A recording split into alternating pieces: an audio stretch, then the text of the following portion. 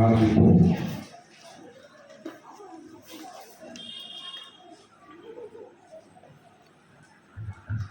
ஜெபம் செய்வோம்.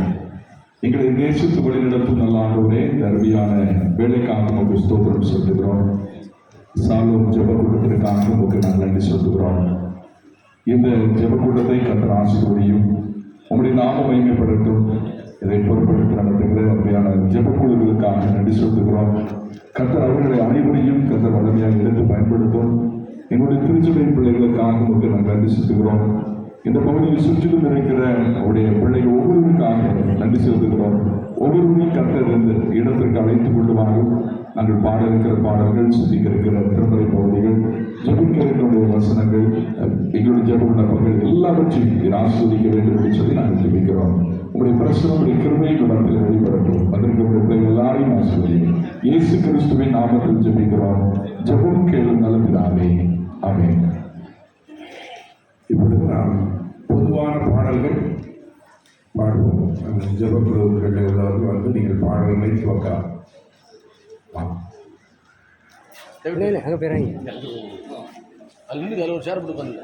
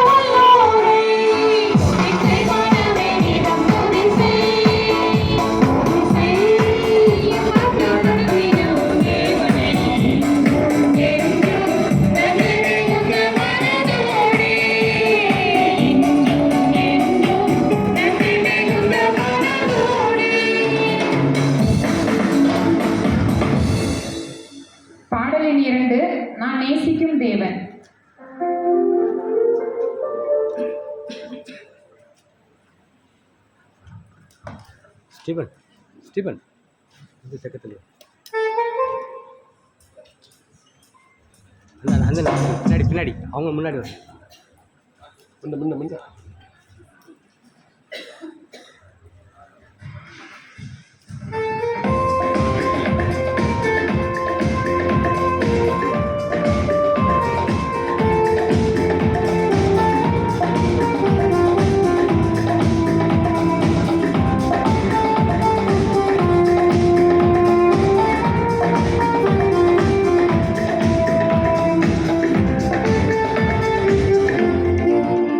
மாலை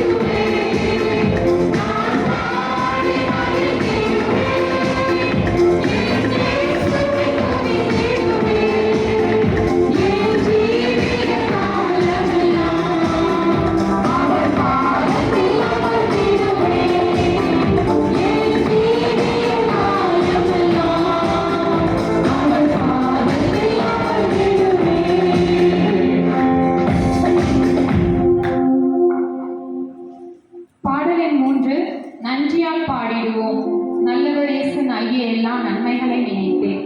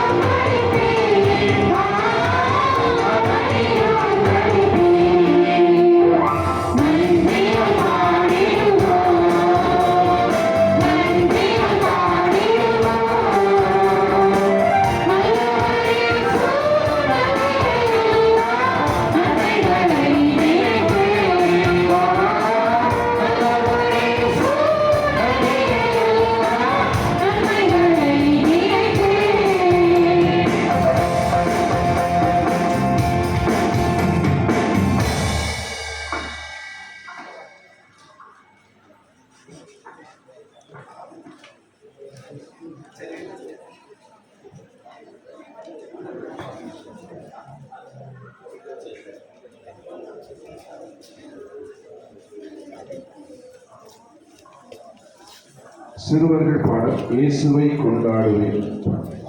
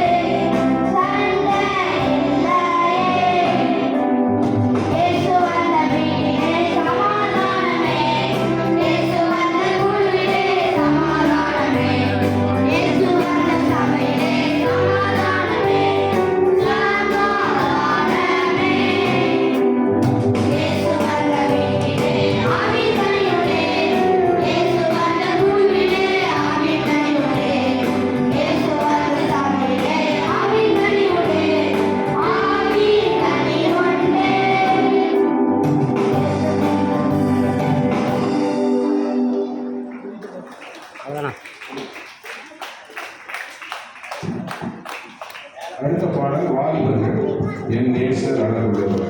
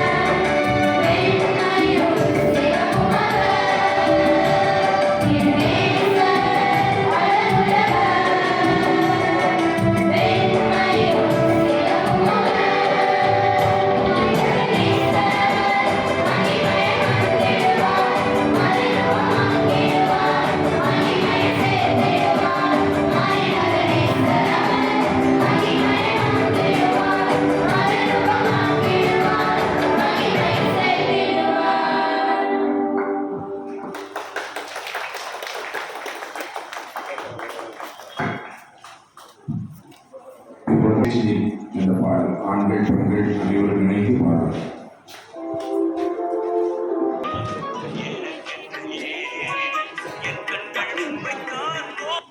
சொல்லுங்க அண்ணே.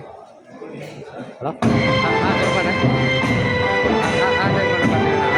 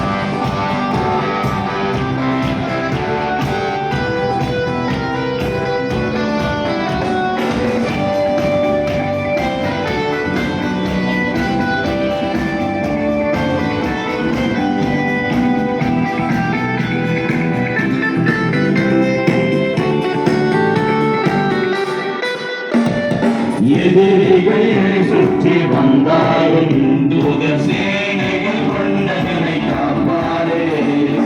எதிரிகளை சுற்றி வந்தாலும் தூத சேனைகள் கொண்டவனை காப்பாரே. ஆவியினால் யுத்தம் வெல்வேன், சாத்தானை சத்தியம் விழுங்குவேன். ஆவியினால் யுத்தம் வெல்வேன், சாத்தானை சமுத்திரம் விழுங்குமே. அவரே என்னை காப்பவர், அவரே என்னை காண்பவர், அவரே என்னை காப்பவர், அவரே என்னை காண்பவர். சிங்கக்கேவியோ சூளை நெருப்போ அவர் என்னை காத்திடுவார். சிங்கக்கேவியோ சூளை நெருப்போ அவர் என்னை காத்திடுவார்.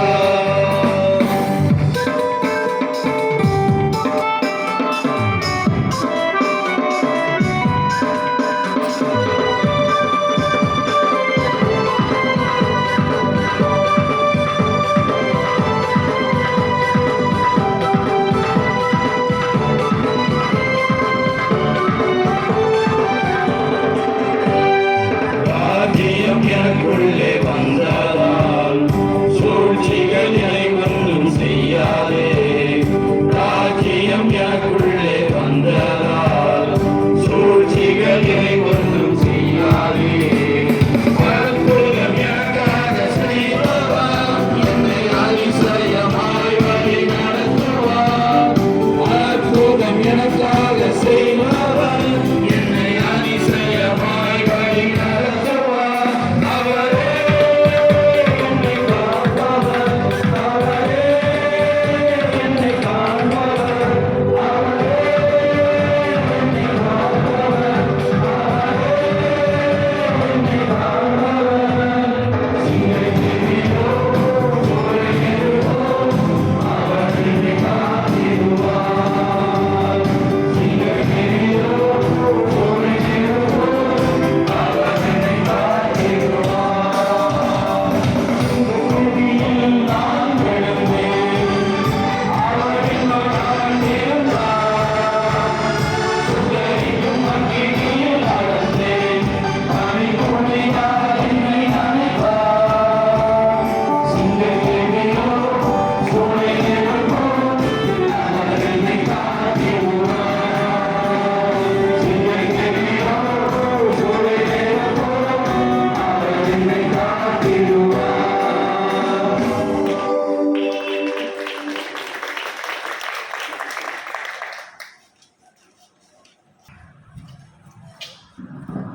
மிக சிறப்பாக நேர்த்தியாக பாடின ஆண்கள், பெண்கள், குழந்தைகள், வாலிப சகோதரிகள் எல்லாருக்காகவும் கரங்களை தட்டி ஆண்டு நன்றி சொல்வோம். கர்த்தருடைய ஆசீர்வதிப்பாராக.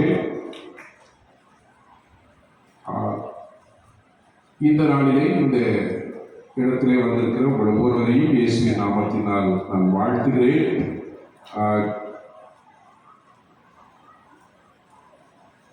மத்தேயு ஜெபக்குழு யாரும் வந்திருக்கீங்க? மத்தேயு ஜெபக்குழு, மத்தேயு சார் எல்லாரும் கரங்களை தட்டி அவர்களை வாழ்த்துவோம்.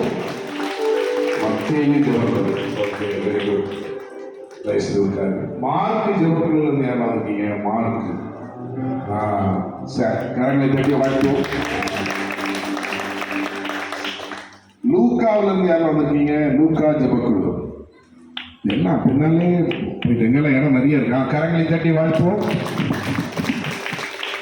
சார் இருக்காரு. யோவான் ஜெபக்குழுல இருந்து யாரெல்லாம் வந்திருக்கீங்க? யோவான் ஜெபக்குழு வாழ்த்துகிறோம். அப்புறம் தீமோத்தேயு ஜெபக்குழுல இருந்து யாரும் வந்திருக்கீங்க? தீமோத்தேயு, குட். கரங்களை தட்டி நம்ம வாழ்த்துவோம். அப்புறம் தீத்து ஜெபக்குழுல இருந்து யாரும் வந்திருக்கீங்க? தீத்து ஜெபக்குழு, கரங்களை தட்டி நம்ம வாழ்த்துவோம். அப்புறம் யாக்கோபு ஜெபக்குழு, யாக்கோபு ஜெபக்குழுல உள்ளவங்க யாரும் வந்திருக்கீங்க? Good, very good. இப்படி அப்புறம் இந்த ஜெபக்குழுவிலே உள்ளவர்கள் இந்த பகுதியில் உள்ள இந்திரா நகர் மற்றும் காமராஜர் நகர் அதில் இருக்கிறவங்க எல்லா இடத்துலையும் வரலாம். நெகேமியா மற்றும் ரூத் ஜெபக்குழு மற்றும் இந்த பகுதியில் உள்ள எல்லாரும் இருக்கலாம். நம்ம கலெக்டர் கரணிக்கு நாம் வாழ்ப்போம்.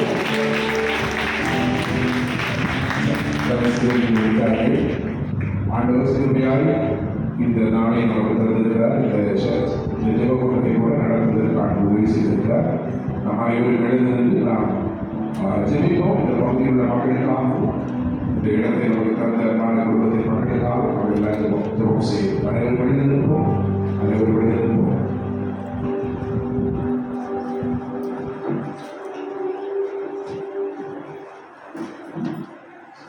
கண்களை மூடி கத்தரை நோக்கி பார்ப்போம்.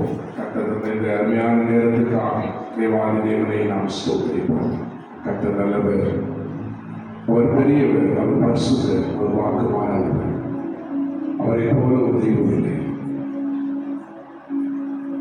சர்வ சிருஷ்டிக்கும் எஜமான நீரே, சர்வ சிருஷ்டியை காப்பவர் நீரே, எங்கள் இதயத்தில் உம்மை போற்றுவீரோ, என்றென்றும் பணிந்து தொழுவோம். சர்வ சிருஷ்டிக்கும் எஜமான நீரே, சர்வ சிருஷ்டியை காப்பவர் நீரே, எங்கள் இதயத்தில் உம்மை போற்றுகிறோம், என்றென்றும் பணிந்தே தொழுவோம். கரங்களை விட்டு சொல்லுவோம்.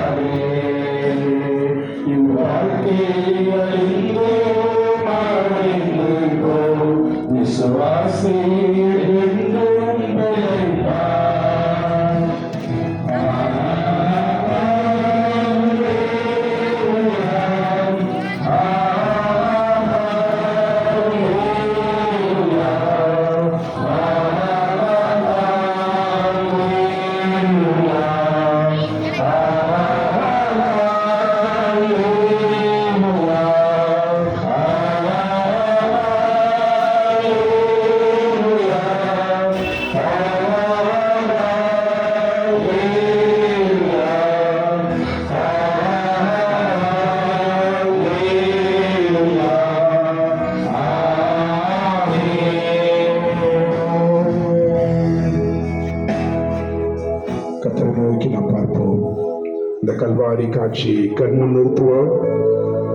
எனக்காக, உங்களுக்காக, உனக்காக கல்வாரி சிலுவையிலே தன்னையே தத்தம் செய்த அந்த தேவாதி தேவனை நோக்கி பார்ப்போம்.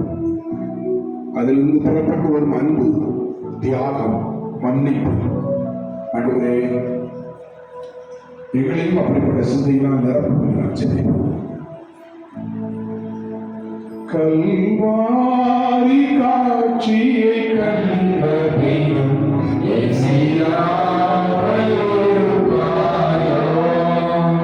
கல்வாரி காட்சியை கண்டபினும்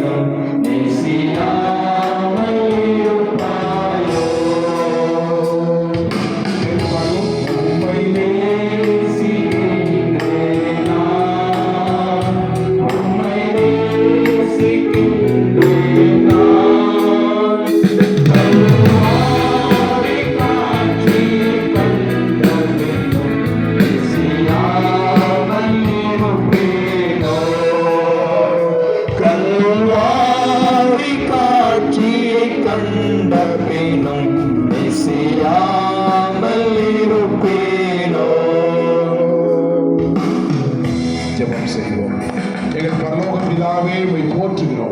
வாழ்த்துகிறோம், உம்மை வணங்குகிறோம்.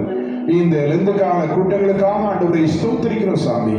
ஆண்டவரே, கல்வாரி காட்சியை கண்முன் நிறுத்தபடியாக ஆண்டவரே, எங்களுக்காக எங்களுடைய பாவங்களுக்காக பாடுபட்டு மரித்து உயிர்த்தெழுந்த உம்மை ஆண்டவரை வாழ்த்தும்படியாக, போற்றும்படியாக, மகிமைப்படுத்தும்படியாக கர்த்தர் எங்களுக்கு தந்த இந்த நல்ல நேரத்திற்காக இவை ஸ்தோத்திரிக்கிறோம். உமக்கு நன்றி சொல்கிறோம். ஆண்களாக, பெண்களாக, குழந்தைகளாக, வாலிபர்களாக பாடி மகிழ கர்த்தர் கொடுத்த கிருபைக்காக ஸ்தோத்திரிக்கிறோம்.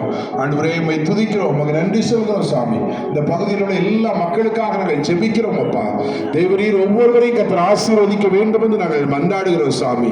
சுகவீனத்தோடு பலவீனத்தோடு யாரும் இருந்தாலும் கர்த்தர் அவர்களை விடுதலை செய்ய வேண்டும் என்று நாங்கள் ஜெபிக்கிறோம்ப்பா. ஆண்டவரே, குருடரின் கண்களை திறந்தவரே, செவிடர்கள் கேட்க செய்தவரே, சப்பானிகள் நடக்க செய்தவரே, ஆண்டவரே, பிசாசு பிடித்தவர்களை விடுதலை ஆக்கினவரே, வியாதியுடலை குணமாக்கினவரே, உங்கள் பிள்ளைகளை குணமாக்கும் சாமி. தகப்பனே, உமக்கு ஸ்தோத்திர ராஜா. உம்முடைய இயேசு கிறிஸ்துவினுடைய தழும்புகளால் நாங்கள் குணமடைகிறோம், வாசிக்கிறோமே ஆண்டவரே. சுகத்தையும் பலத்தையும் மக்களுக்கு நீ தர வேண்டும் என்று நாங்கள் ஜெபிக்கிறோம் அப்பா. தகப்பனே, பிசாசின் கட்டுகளிலே பலவிதமான பிரச்சனைகள் இருக்கிற மக்களுக்கு கர்த்தர் உதவி செய்ய வேண்டும் என்று நாங்கள் ஜெபிக்கிறோம். கர்த்தரை ஆவியானவர், கர்த்தருடைய ஆவி எங்கேயோ அங்கே விடுதலை உண்டு என்று நாங்கள் வாசிக்கிறோம். தகப்பனே, தேவரீர் சத்தியத்தை அறிவீர்கள், சத்தியங்களை விடுதலையாக்கும் என்று வாசிக்கிறோம். தேவரீருடைய மக்களை நீங்க விடுதலை செய்யப்பா. விடுதலை கொடுக்கும் தேவாதி தேவன் ஆண்டவரே, என் நாமத்தை பிரஸ்தாபப்படுத்தும் எந்த இடத்தில் வந்து நான் அவர்களை ஆசீர்வதிப்பேன் சொன்ன ஆண்டவர், எங்கள் நடுவில் நீர் பிரசன்னமாய் இருக்கிறேன். இந்த பகுதிகளில் நீர் பிரசன்னமாய் இருக்கிறேன். விசேஷமா இந்த பகுதிகளில் ஆண்டவரே கடந்து வந்து இங்க உள்ள மக்களுக்காக ஜெபிக்கும்படியான வாய்ப்புகளை தந்திருக்கிறேன். ஆண்டவரே, யார் யார் வீடுகளில் இருந்து நோக்கி வேண்டிக் கொள்கிறார்களோ ஒவ்வொருவரும் தங்களுடைய வாழ்விலே விடுதலை, சமாதானத்தை, மகிழ்ச்சியை, பொருளாதார செழிப்பை பெறும்படி நாங்கள் ஜெபிக்கிறோம் அப்பா. அப்பா, ஸ்தோத்திரிக்கிறோம், உமக்கு நன்றி சொல்கிறோம். படிக்கிற பிள்ளைகளுக்காக ஜெபிக்கிறோம். விசேஷத்தை, ஞானத்தை, பலத்தையும் தாரும் சாமி. பாவங்களிலே கெட்ட பழக்க வழக்கங்களை சிக்கி இருக்கிற மக்களுக்காக ஜெபிக்கிறோம். அவர்களுக்கு விடுதலை கட்டளையிட்டலும் சாமி. அப்பா, ஸ்தோத்திரிக்கிறோம். விசேஷமாக இந்த வளாகத்தை எங்களுக்கு தந்த அன்பான குடும்பத்திற்காக ஸ்தோத்திரிக்கிறோம். அவர்கள் நடத்துகிற செய்கிற கல்வி பணிக்காக நன்றி சொல்கிறோம். ஆண்டவர், இந்த கல்வி பணியை கர்த்தர் ஆசீர்வதிங்க. அன்பான குடும்பத்தை கர்த்தர் ஆசீர்வதிங்க. தொடர்ந்து எங்களோடு பேசுங்க சாமி. இந்த நாளில் நீங்க அழைத்து வந்த அன்பான சகோதரர் காசி பாண்டியன் டேனியல் அவர்களுக்காக நன்றி சொல்கிறோம். அவர்களையும் அவருடைய மனைவிக்காக ஸ்தோத்திர, குடும்பத்துக்காக நன்றி. உடைய பிள்ளை 2 நாட்களாக எங்களுடைய ஆலயத்தில் பயன்படுத்தி வருகிறேன். இந்த பகுதியில் இருக்கிற மக்களின் ஆசீர்வாதத்திற்காக ஆண்டவர் மகிமைப்பட வேண்டும் என்று ஜெபிக்கிறோம். இயேசுவின் மூலம் கேட்கிறோம் பிதாவே, ஆமென். அதை வாழ்த்துவோம்.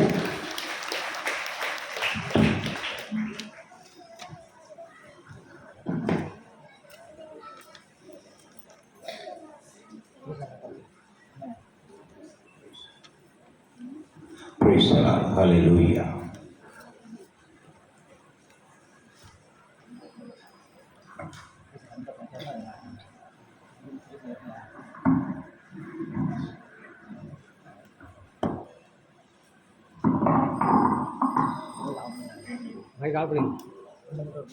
Praise the Lord. Hallelujah.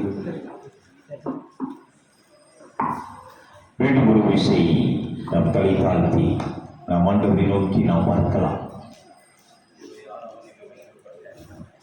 இதுவரை மகிமைப்பட்ட நம்முடைய ஆண்டவர் கர்த்தருடைய வார்த்தையில மகிமைப்படும்படியாக நம்ம இதயத்தை தேவ சமூகத்தில் படிக்கலாம். 2 நாட்களுக்கு மகிமையை நம்ம மத்தியிலே காண செய்தார். இந்த 3 நாள் கன்வென்ஷன் கூட்டத்திலேயும் இந்த மகிமையை நாம் பார்க்கும்படியாக பரிசுத்த ஆவியானவரே நம் மத்தியிலே பேசும்படியாக நாம் அர்ப்பணிக்கலாமா? எங்களை அளவுக்கு அதிகமாய் நேசிக்கிற எங்கள் அன்பின் பிதாவே, எங்கள் ஆண்டவரும் அருமை இரட்சகருமாகிய இயேசு கிறிஸ்துவின் நாமத்தில் உடைய திருக்கரத்தில் கடந்து வருகிறோம். இதுவரை ஆராதனையிலும் பாடல்களிலும் மகிமைப்பட்ட எங்கள் தெய்வம், இப்படி வார்த்தையிலே மகிமைப்படும்படியாக இப்படி கரத்தில் அர்ப்பணிக்கிறேன். எங்களோடு கூட எங்கள் ஆண்டவர் பேசுவீராக, என்னோடு கூட என் ஆண்டவர் பேசுவீராக. மரத்திலே தூக்கப்பட்ட இவரும் சபிக்கப்பட்டிருக்கின்ற வார்த்தையின்படி எங்களுக்காக மரத்திலே தூக்கப்பட்டு எங்கள் சாபங்கள் எல்லாம் ஏற்றுக்கொண்டு விடுதலை கொடுத்தவரே, இந்த மாத வேளைகளோடு கூட இருந்து விடுதலை கொடுக்கும்படியாய் உடைய கரத்தில் அர்ப்பணிக்கிறேன். என்னோடு பேசும் பரிசுத்த ஆவியானவர் என்று மறைத்து வெளிப்படுவீராக. இயேசுவின் நாமத்தில் ஜெபிக்கிறேன் நல்ல பிதாவே, ஆமென், ஆமென். ஆண்டவரும் அருமை இரட்சகரும் ஆகிய இயேசு கிறிஸ்துவினுடைய இனிய நாமத்தில் உங்கள் யாவரையும் அன்போடு கூட நான் வாழ்த்துகிறேன். ஹல்லேலூயா. கரங்களை உயர்த்தலே சொல்லாமா? அல்லேலூயா. கர்த்தர் கொடுத்த கிருபைக்காக நான் நன்றி செலுத்துகிறேன். கடந்த 2 நாட்களும் கர்த்தருடைய மகிமையை பார்க்க கர்த்தர் கிருபை செய்தார். அநேகர் வந்து இடத்திலே பகிர்ந்து கொண்டார்கள்.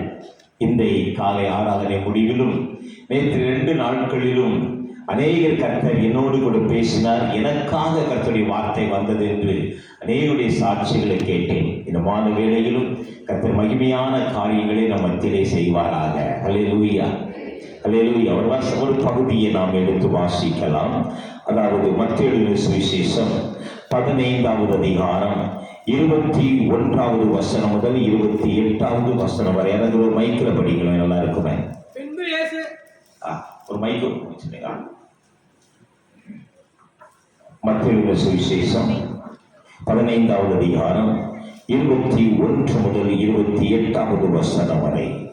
பின்பு இயேசு அவ்விடம் விட்டு புறப்பட்டு தீரு சீதோன் பட்டணங்களின் திசைகளுக்கு போனார். அப்பொழுது அந்த திசைகளில் குடியிருக்கிற கானானிய ஸ்திரீ ஒருத்தி அவரிடத்தில் வந்து, ஆண்டவரே, தாவீதின் குமாரனே, எனக்கு இறங்கும், என் மகள் பிசாசினால் கொடிய வேதனைப்படுகிறாள் என்று சொல்லி கூப்பிட்டாள். அவளுக்கு பிரதியுத்தரமாக அவர் ஒரு வார்த்தையும் சொல்லவில்லை. அப்பொழுது அவருடைய சீஷர்கள் வந்து, இவள் நம்மை பின்தொடர்ந்து கூப்பிடுகிறாளே, இவளை அனுப்பிவிடும் என்று வேண்டிக் கொண்டார்கள். அதற்கு அவர், காணாமல் போன ஆடுகளாகிய இஸ்ரவேல் வீட்டாரிடத்திற்கு அனுப்பப்பட்டதே என்று மற்றபடி அல்லவென்றார். அவள் வந்து, ஆண்டவரே, எனக்கு உதவி செய்யும் என்று அவரை பணிந்து கொண்டாள்.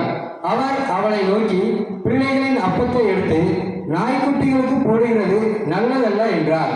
அதற்கு அவள், மெய்தான் ஆண்டவரே, ஆகிலும் நாய்க்குட்டிகள் தங்கள் எஜமானிகளின் மேஜையில் இருந்து விழும் துணிக்கைகளை தின்னுமே என்றாள்.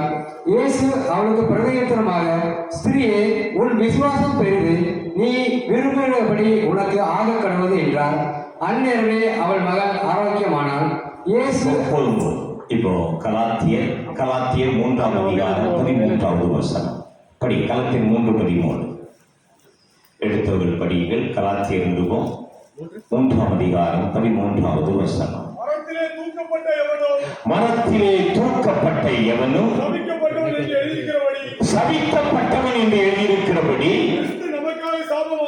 கிறிஸ்து நமக்காக சாபமாகி நியாயப்பிரமாணத்தின் சாபத்திற்கு நம்மை நீங்களாக்கி மீட்டுக் கொண்டார். நியாயப்பிரமாணத்தின் சாபத்திற்கு நம்மை நீங்களாக்கி மீட்டுக் கொண்டார். இங்கே மத்தேயு 15ஆம் அதிகாரத்திலே ஒரு பகுதியை நாம் படித்தோம். அதிகமான செய்தியை நீங்கள் கேட்டுக் கொண்டிருந்தீர்கள். இந்த செய்தியை எதற்காக ஆண்டவர் இந்த பெண் பின்னாடி கூப்பிட்டு போனா உடனடியாக அற்புதம் செய்யல, பேசவே இல்லை ஆண்டவர். வேதாகமத்தில் எந்த இடத்திலும் இப்படிப்பட்டதான ஒரு காரியத்தை நாம் பார்க்க முடியாது. வந்தவங்களை யாருக்கும் ஆண்டவர் இப்படி பதில் சொல்லாம இருந்ததில்லை. எல்லாத்துக்கும் ஆண்டவர் பதில் சொன்னார். எதற்காக இப்படி பின்னாடி கூப்பிட்டு போனால ஏன் ஆண்டவர் பேசல? சும்மா சொல்லுங்கள், நீங்க இந்த செய்தி கேட்டிருப்பீங்க அதிகமா. எதுக்காக கர்த்தர் உடனடியாக அங்கே அற்புதம் செய்யவில்லை? புரியல நான் சொல்றது. இந்த செய்தியை கட்டாயம் கேட்காம இருக்க மாட்டீங்க. கானானிய ஸ்திரீனுடைய செய்தியை கட்டாயம் நீங்கள் கேட்காமல் இருப்பதற்கு வாய்ப்பு இல்லை. இப்போ பின்னாடி இந்த பெண் கூப்பிட்டுட்டே போறான். ஆனா ஆண்டவர் அற்புதம் பண்ணதுக்கு பதில் சொல்லவே இல்லை. எதுக்காக? செய்தி கேட்டது இல்லையா? அந்த செய்தியை பதில் சொல்ல மாட்டேங்கிறீங்களா? நான் உங்களை கேள்வி கேட்டு சோதிக்க விரும்பவில்லை, சோதனைக்காக. அநேகர் இந்த செய்தியை பேசும் பொழுதெல்லாம் இவளை சோதித்தார், இல்லை அவளை விசுவாசத்தை சோதித்தார் என்று சொல்ல நான் கேட்டிருக்கிறேன். ஒருவேளை நீங்களும் அப்படி கேட்டு கட்டாயம் அதுதான். அநேக முறை இந்த என்னை ஒரு சகோதரி என்னுடைய சிறிய வயதிலே, அதாவது என்னை ஒரு 24-25 வயது இருக்கும் போய் இடத்துல கேட்டார். அவள் கல்லூரியில் படித்துக் கொண்டிருந்தால் ஒரு இந்து சகோதரி அவள் என்னை பார்த்து அந்த சகோதரி கேட்டால், அண்ணன் உங்க இயேசு ஏன் ஒரு பெண்ணை இப்படி பின்னாடி கூப்பிட்டு போனால ஏன் அவளை சோதித்தார் அப்படின்னு சொல்லி நிறைய இடத்துல கேட்டா எனக்கு பதில் சொல்ல தெரியல. பிற்பாடு இந்த ஊழியத்திலே அநேக இடங்களிலே இந்த செய்திகளை நான் கேட்டிருக்கிறேன். திருச்சபையிலே மேலும் ஊழியர்கள் இந்த செய்தியை பேசும் பொழுது இந்த பெண்ணை அவர் சோதித்தார், அதற்காகத்தான் இவ்வளவு அப்படி நடந்தது என்றுதான் எல்லாருடைய பதிலையும் நான் கேட்டிருக்கிறேன். ஆனா எனக்கு இதை கொஞ்சம் தேவ சமூகத்தில் ஒரு நாள் நிற்க ஆரம்பிக்கும் பொழுது ஒரு கேள்வி வந்தது. இயேசு வேதாகமத்திலே அவர் சோதித்ததாக தன்னிடத்தில் வந்த யாருக்கும் பதில் சொல்லாமல் இருந்ததே கிடையாது. இந்த பெண்ணானவள் மீண்டும் 15வது அந்த 21வது வசனத்தை படிங்க. பின்பு இயேசு அவ்விடம் விட்டு புறப்பட்டு தீரு சீதோன் பட்டணங்களில் பட்டணங்களில் போனார். அப்பொழுது இருக்கிற கானானிய ஸ்திரீ ஒருத்தி போதும் ஆண்டவராக இயேசுவை நோக்கி தேடி வந்த எல்லாருமே அவருடைய ஊழிய நாட்களிலே எல்லாருமே அற்புதங்களை அதிசயித்து பெற்றார்கள். யாருமே ஆண்டவர் அவர்களை சோதித்ததாக வேதம் பார்க்கவில்லை, வேதத்திலே சொல்லவில்லை. நான் இப்படித்தான் அந்த செய்திகளை கேட்டுக் கொண்டிருந்தேன். ஒரு நாள் தேவ சமூகத்தில் விளக்கல் படியிட்டு கேட்க ஆரம்பிக்கும் பொழுதுதான் என்னோடு கூட கர்த்தர் பேசினார். பரிசுத்த ஆவியினுடைய குரலை நான் கேட்டேன். அப்பொழுது ஆதியாகமத்தில் இருந்து புதிய ஏற்பாட்டு வரை அநேக காரியங்களை எனக்கு கர்த்தர் வெளிப்படுத்தினார். அவர் சோதிக்கிறவர் அல்ல. வேதத்திலே நாம் படிக்கின்றோம், சோதிப்பதிலும் தப்பிக்க பலன் கொடுக்கின்றனர். தன்னிடத்துக்கு வருகிறவரை புறம்பை தள்ளுவதில்லை. எந்த ஒரு மனுஷனையும் மனுஷியும் என் ஆண்டவர் பாவியாக பார்த்ததாக வேதத்திலே சொல்லப்படவில்லை. பாவியாக என் கர்த்தர் யாரையும் பார்க்கவில்லை. என கருமையான மக்களே, ஒலிபெருக்கின் வாயிலாக வீட்டிலே கேட்டுக்கொண்டிருக்கிற என் அருமை சகோதர சகோதரிகளே, என் ஆண்டவரை நோக்கி வந்தவர்களை அவர் சோதிக்கிறார். ஒன்று, ஆண்டவர் எல்லாத்தையும் சரியா கடைபிடித்தவர். இப்படி யாரு? காணொலி வேதம் சொல்லுகின்றது தெளிவாக. 21ஆம் வசனத்திலே இருந்து படித்தோம். தீரு சீதோன் பட்டணங்களிலே அவர் போகும் பொழுது அங்கே ஒரு பெண் கானானிய ஸ்திரீ. வேதத்திலே கானானை பற்றி நாம் படிக்கின்றோம். வேதாகமத்திலே கானான் சபிக்கப்பட்டவன் என்று சொல்லப்படுகிறது. ஆதியாகமம் 9ஆம் அதிகாரம் 25வது வசனத்தை படியுங்கள் வேகமாக. ஆதியாகமம் யாராவது வேகமாக ஒரு பைபிள் படிக்கிறவங்க நிறைய வசனங்கள் இன்றைக்கு நான் படிக்க வேண்டும். ஒரு கையில் கானான் சபிக்கப்பட்டவன் தன் சகோதரத்தில் அடிமைகளுக்கு அடிமையிடத்துக்கு அடிமையாயிருப்பான். அங்கே நோவா வஸ்திரம் விலகி படுத்திருக்கும் பொழுது 3 பிள்ளைகள் நோவாவுக்கு. அங்கே பேழையை விட்டு வந்து பயிரிட்டு திராட்சசத்தை பருகி அவன் கொஞ்சம் போதையிலே படுத்திருக்கும் போது வஸ்திரம் விலகி படுக்கின்றான். அங்கே 3 பேர்கள் 3 பேர்கள் அவனுடைய புத்திரர்கள். 3 பேர்கள் பிள்ளைகள் அப்போது இல்லை. அப்பொழுது 2 இந்த கானான் என்று சொல்லக்கூடிய அவனுடைய சின்ன மகன் அவன் நிர்வாணத்தை வந்து வெளியே எங்க அப்பா நிர்வாணப்படுத்திருக்கிறான், எங்க அப்பா அம்மனப்படுத்திருக்கான்னு சொல்லி வெளியே கேவலமாக பேசினான். ஆனால் மற்ற 2 பேரும் அதை பார்க்க கூடாதபடிக்கு ஒரு வஸ்திரத்தை பின்னாடி போய் அவனை மூடினார்கள். வீட்டிலே போய் அந்த 9ஆம் அதிகாரத்தை நீங்கள் படித்துக் கொள்ளுங்கள், இப்ப திருப்ப வேண்டாம்.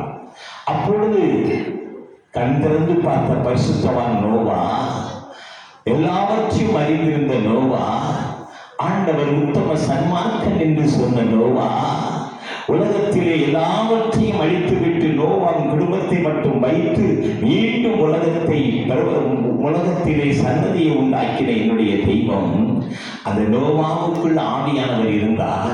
கண் விழித்து ஒரு வார்த்தையை வாய் திறந்து சொன்னான், கானான் சபிக்கப்பட்டவன், அவன் தன் சகோதரனுக்கு அடிமையிலும் அடிமையாயிருப்பான் என்று சொல்லி இந்த வார்த்தை தொடர்ந்து இருந்தது. 10ஆம் அதிகாரத்திலே நாம் பார்த்தோம் என்று சொன்னால் ஒவ்வொரு பேருடைய 10ஆம் அதிகாரம் ஆதியாகமம் 10ஆம் அதிகாரம் 15வது வசனத்தை படியுங்கள். கானான் தன் மூத்த மகனாகிய சீதோனையும் கேத்தையும் போதும். அன்றைக்கு நோவாவுடைய சன்னதியிலே வந்த பிள்ளைகள் பேர்களிலே தான் பட்டணங்கள் உருவாகிறது, நாடுகள் உருவாகிறது, தேசங்கள் உருவாகிறது, அரசர்கள் பெயர் அப்படித்தான். இப்போ ஆண்டவர் கானானுடைய மூத்த மகன் பெயர் உள்ள சீதோன் பட்டணத்துக்குள் வருகிறார். கானான் பிரதேசம். அங்க உள்ள பெண் பின்னாடி வர கூப்பிட்டுக்கிட்டே ஆண்டவர் சரியாய் கடைபிடித்தவர்.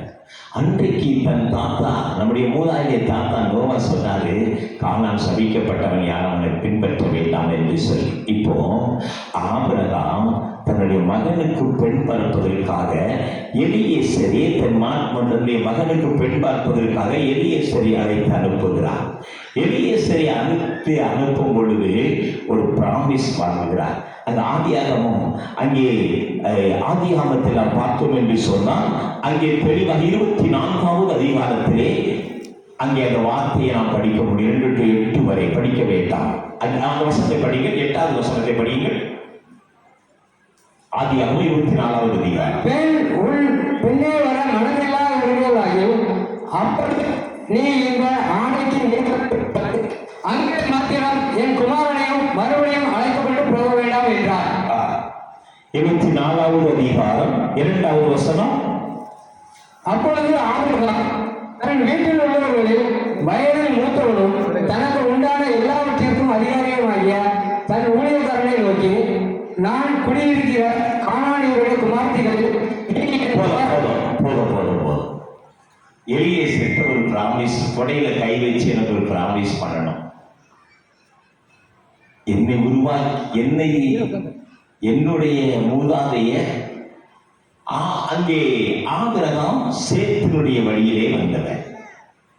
சேத் இன்னைக்கு நாம் அதுதான் 3 பிள்ளைகள். அதிலே சேத் அதுதான் நோவாவுடைய மகனுடைய சந்ததி. அங்கே எலியேசர் ஒரு உத்தரவாதம் வாங்குகிறான், கானான் சபிக்கப்பட்டவன், இவங்கிட்ட என் மகனுக்கு நீ பெண் எடுக்கக்கூடாது, எனக்கு ஒரு சத்தியம் பண்ணி கொடு, தொடையில கை வச்சு எனக்கு ஒரு பிராமிஸ் பண்ணி கொடு என்று சொல்லி ஆபிரகாம் கேட்கிறார். எலியேசர் மீண்டும் சொல்கிறார், ஒருவேளை நாங்க போற அந்த பெண்ணுங்க வரலன்னா எனக்கு உத்தரவாதம் பண்ணு, ஆண்டவரோடு கூட இருப்பார் என்று சொல்லி. அப்படிதான் அங்கே ஈசாக்குக்கு பெண்ணை கொண்டு வந்தார் எலியேசர். திரும்பி பார்க்கவில்லை. இப்பொழுது ஆதியாகமம் 28வது அதிகாரத்திலே அங்கே ஆதியாகமம் 28வது அதிகாரத்திலே ஈசாக்கு தன் மகனுக்கு பெண்ணு பார்க்கிறதுக்காக போக சொல்லுகிறார். யாக்கோபு அங்கே அண்ணனை பகைத்து வீட்டை விட்டு போகும் பொழுது 28ஆம் அதிகாரத்திலே முதல்ல சொல்லுற வார்த்தை அந்த 28 1வது வசனத்தை படிங்க. அது 28 1. ஈசாக்கு யாக்கோபை அழைத்து அவனை ஆசீர்வதித்து நீ கானானுடைய குமாரத்திகளை பெண் கொள்ளாமல். கானான் சபிக்கப்பட்டவன். அன்றைக்கு நோவா சபித்தார், கானான் சபிக்கப்பட்டவன். நீ அங்கே பெண் எடுத்துட வேண்டாப்பா. தெரியாது, தன் மாமை ஊர் லாபம் இருக்கிற இடம் தெரியாது. அங்கிருந்து ரெபெக்காள் வந்த பிற்பாடு திரும்பி போனதான் சரித்திரம் இல்லை. இடத்த சொல்லி எது போனா சொல்லி அனுப்புறாங்க. ஆனா ஏசா போய் கானானிய இடத்துல பெண் கொண்டால் தன் தாய்க்கு அவன் நோவா இருந்தாலும் பைபிள் சொல்லுது. தன் மூதாயர்கள் திரும்பி பார்க்காத கானானை, சபிக்கப்பட்ட கானானை, அதுவரை கானான் சாபத்திலே சபிக்கப்பட்டு கிடந்தது. உலகெங்கும் கானானியர்கள் குடியிருந்தார்கள். எனக்கு என் தெய்வம் இந்த செய்தியை சொல்லும் பொழுது நான் சந்தோஷம் அடைந்தேன்.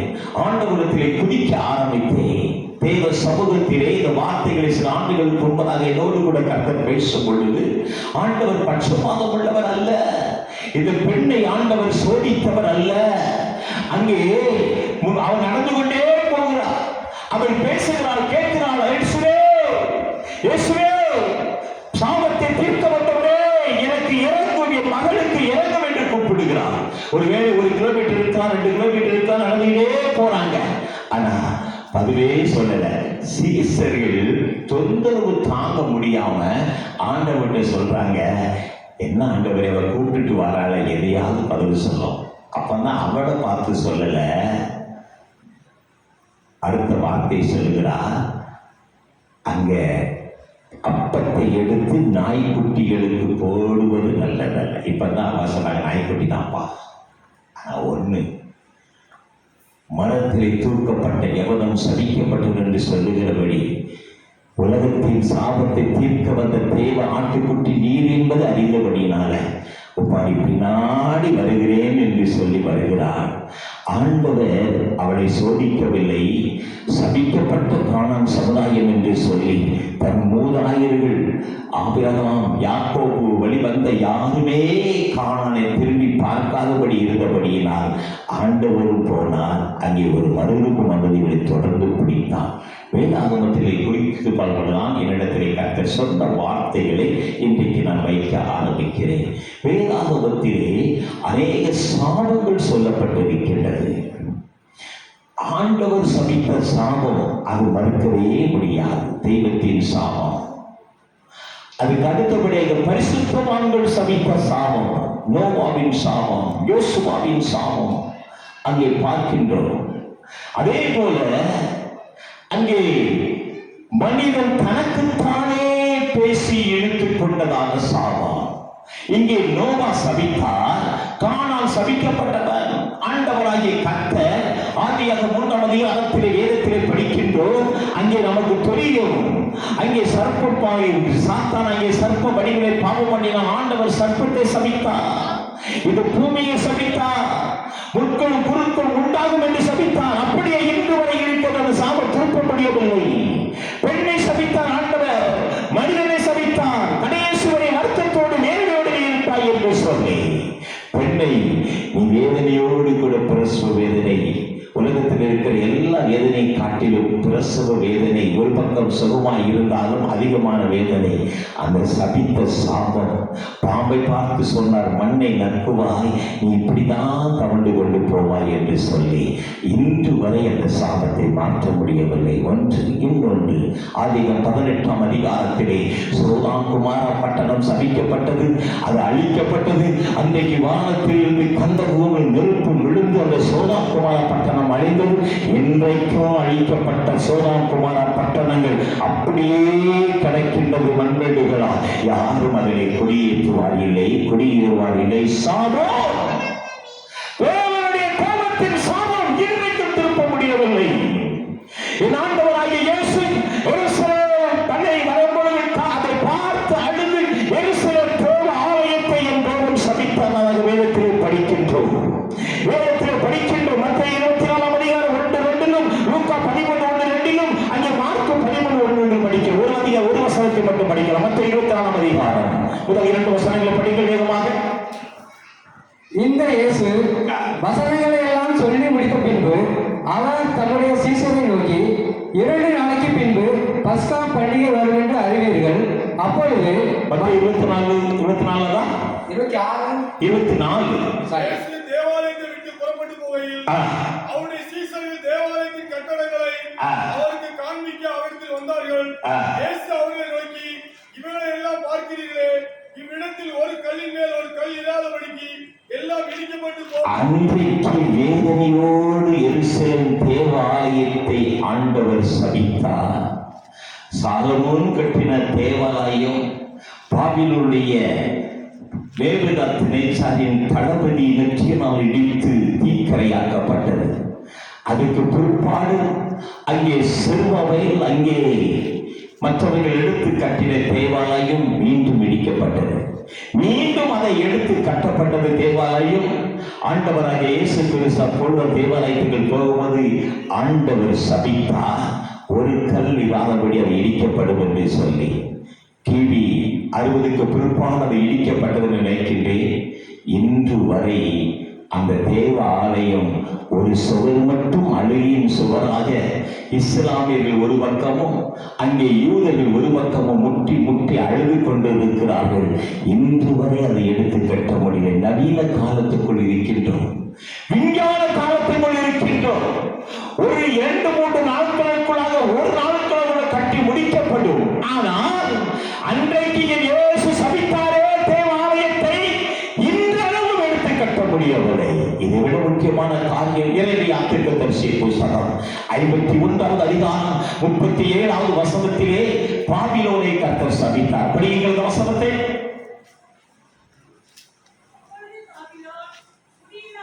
சத்தமா எல்லாத்தையும் கேட்கிற மாதிரி பாபியில் யாரா படிக்க மைக்கில் படிக்கிறேன் நம்ம கொடுங்க அவங்ககிட்ட.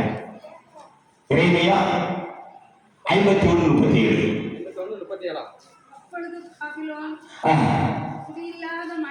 அப்பொழுது பாபிலோன் கல்சர்ப்பங்களின் தாவரமும் ஒரு வார்த்தையை படிங்க. அப்பொழுது பாபிலோன் குடியில்லாத மண்மேடுகளும் வலு சர்ப்பங்களின் தாவரமும்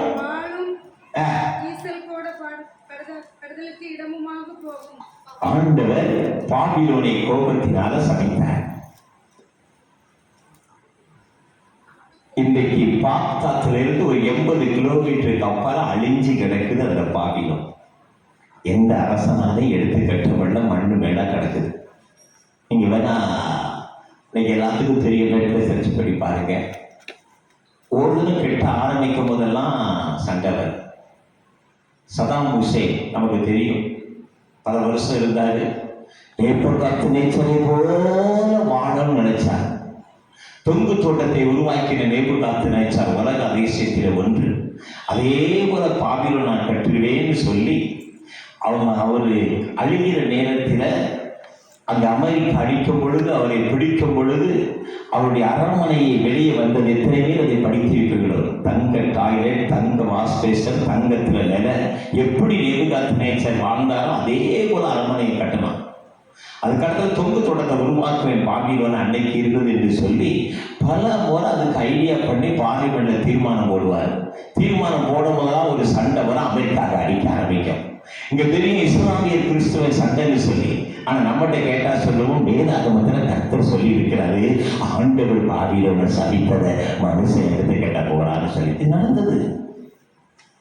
ஒவ்வொரு முறை எப்பெல்லாம் சதாம் ஹுசேன் எழுப்பி பார்லிமெண்ட்ல தீர்மானம் போட்டு இந்த பாபிலோனை எடுத்து கட்டுவேன், தொங்கு தோட்டத்தை கட்டுவேன், அன்னைக்கு நேபுகாத்து நேச்சர் எப்படி வாழ்ந்தாரோ அப்படியே அமைத்துக் கொள்வேன்னு சொல்லி சதாம் ஹுசேன் எழுப்புறாரு.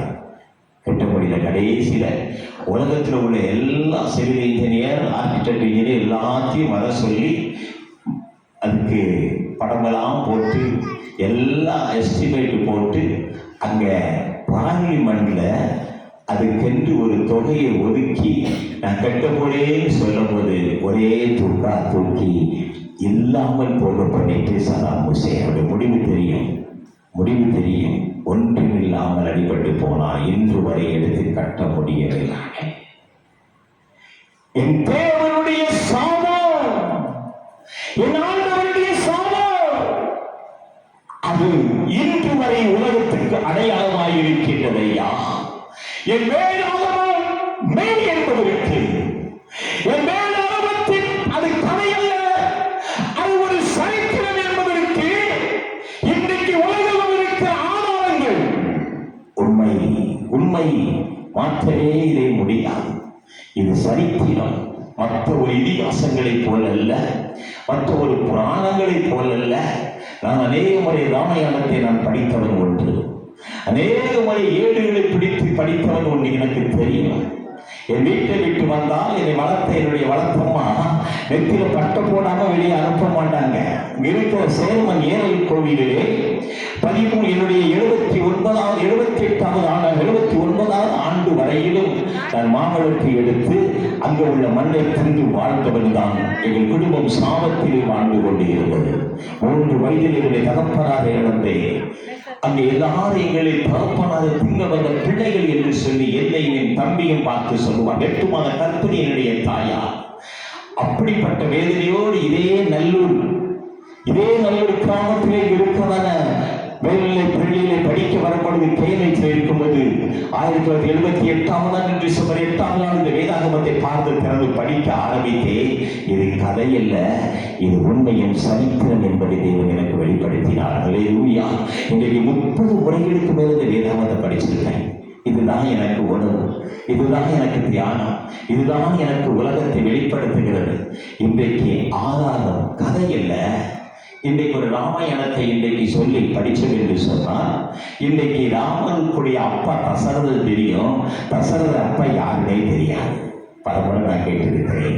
இன்றைக்கு ஊழியர்களை பார்க்கிறேன். ஒரு முறை கன்னியாகுமரி மாவட்டத்தில் மாங்கரை என்கிற இடத்துல உள்ள சிஎஸ்சி திருச்சபையுடைய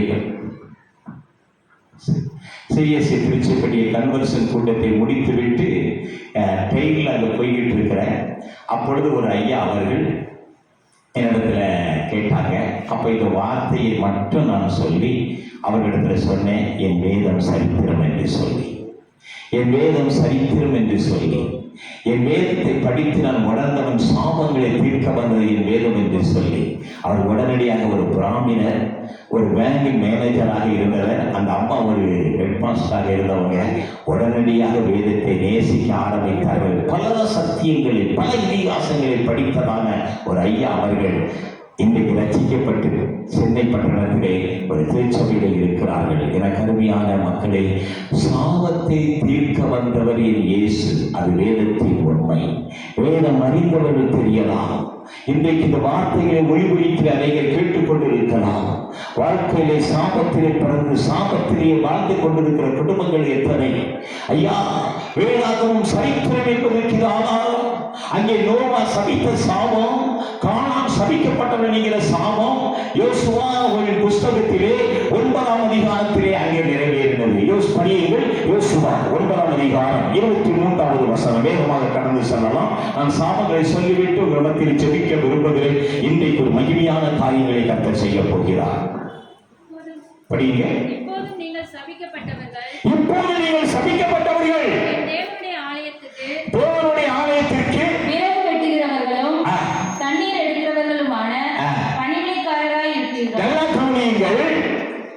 நோவாவுடைய 3 பிள்ளைகள். நீங்கள் சரித்திரத்தை 10ஆம் அதிகாரம் 11ஆம் அதிகாரம் ஆதியாகமத்தை படித்திருந்தால் தெளிவாக தெரியும்.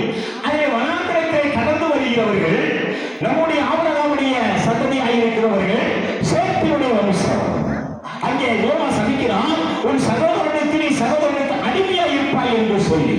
இப்போ அங்கே வனாந்திரத்திலே நோவா மரிக்கிறான், அங்கே ஆனோர் மரிக்கிறான். யோசுவா அங்கே பொறுப்படுத்திக் கொண்டு கானானுக்குள் பிரவேசித்து விட்டார்கள். கானான் தேசம் கானானியர்களால் உருவாக்கப்பட்டது. கானான் தேசம் கானானியர்களால் உருவாக்கப்பட்ட தேசம். இந்த 9ஆம் அதிகாரத்தில் முதல் வசனம் 2 வசனங்களை படியுங்கள். முதல் 2 வசனங்கள் வேகமாக. யோர்தானுக்கு எப்பொழுதிலே மலைகளிலும் பள்ளத்தாக்குகளிலும் லீபனோன் எதிரான பெரிய சமுத்திரத்தில் கரையெங்கும் உள்ள ஏத்தியரும் எமோசியரும் கானானியரும் பெரிசியரும் ஏவியரும் எவ்விசியருமான சகல ராஜாக்களும் அதை கேள்விப்பட்ட போது, இப்போ ஆதியாகமம் 10ஆம் அதிகாரம் 15ஆம் வசனத்தை படிக்க வேகமா. கானான் தன் மூத்த மகனாகிய சீதோன், ஏத்தையும் எபூசியரையும் எபூசியர், எமோரியரையும் எமோரியர், கிர்காசியரையும் ஈவியரையும் அல்பீரியரையும் சீனியரையும் அர்வாதியரையும் சமாரியரையும் காமாத்தியரையும் பெற்றான். இதே பேர்களை யோசுவாவோட பார்க்கலாம். இந்த கானான் தேசத்தை உருவாக்குறவங்க இவங்க தான். உருவாக்கி விட்டு ஆண்டவர் சொல்லிப்பேன் என்று சேத்தின் பிள்ளைகளை ஆபிரகாம் சந்ததிகளாய் வந்தவர்கள் இப்பொழுது அங்கே வந்து நிற்கிறார்கள். இந்த கானான் தேசத்தை உருவாக்கி தன்னை நேசமாறிக்கொண்டு யோசுவா முன்ன பயந்து கொண்டு வராங்க. தெரிந்த உடனே யோசுவா சபிக்கிறார். தேசத்தை உருவாக்கின ராஜாக்கள் சந்ததி தேவ ஆலயத்துக்கு விறகு வெட்டுகிறவர்களாக நீங்கள் சபிக்கப்பட்டவர்கள் என்று சொல்லி அவன் சொன்னான் பாருங்க. நோவா சொன்னாங்க பாருங்க, சகோதரனுக்கு அடிமையிலும் அடிமை சேர்த்து கானானுக்கு சகோதரன் அடிமையை மாறிவிட்டாங்க. நடந்தது. பரிசுத்தவான்களுக்கு எதிராக பேசப்படுகிற வார்த்தை, தேவனுடைய ஊழியர்களால் கர்த்தர் பயன்படுத்துகிற பரிசுத்தவான்களுக்கு எதிராக திருச்சபை மக்களாக இருக்கலாம், இல்லை தனிநபராக இருக்கலாம், கை சுட்டி காண்பிக்கப்படும் என்று சொன்னால் ஆண்டவர் வாயிலிருந்து வருகிற வார்த்தையை அப்படியே நிறைவேற்றுகிறவர் என்னுடைய தெய்வம். அதில் நடந்த சம்பவம். யோசுவா இப்போ எரிகோவை பிடிச்சிட்டு எரிகோவை யோசுவா சபிப்பார். அங்கே ஒரு வசனத்தை யோசுவா 6ஆம் அதிகாரம் 26வது வசனம் வேகமாக 6:26. யோசுவா இந்த எரிகோ பட்டணத்தை கட்டும்படி எழும்பும் மனுஷன் கர்த்தருக்கு முன்பாக சபிக்கப்பட்டிருக்க கடவுள். சபிக்கப்பட்டிருக்கு. எரிகோவை ஆண்டவர் பிடிக்க சொன்னார். எரிகோ அடைக்கப்பட்டு விட்டது. எரிகோ இன்னைக்கு அப்படியே கிடக்குது, கட்ட முடியல. இப்ப அவர் சொல்றாரு, எரிகோவை எடுத்து யாரை கட்டினாலும் அவன் சபிக்கப்பட்டிருப்பான். படிக்க, அவன் அந்த அஸ்திவாரத்தை போடுகிற போது, அஸ்திவாரத்தை போடும் பொழுது குமாரனையோ அதில் வாசல்களை வைக்கிற போது தன் இளைய குமாரனையோ அஸ்திவாரத்தை நோண்டும் போது தரப்பட சென்று போகும். உத்தரவை நிலத்தால் வைக்கும் பொழுது என்ன நடக்கும்னு சொன்னா அவன் இளைய குமாரன் செத்து போவான். இது நடந்துதான் 1 ராஜாக்கள் 16ஆம் அதிகாரம் 34ஆம் வசனத்தை படிக்க வேணுமா?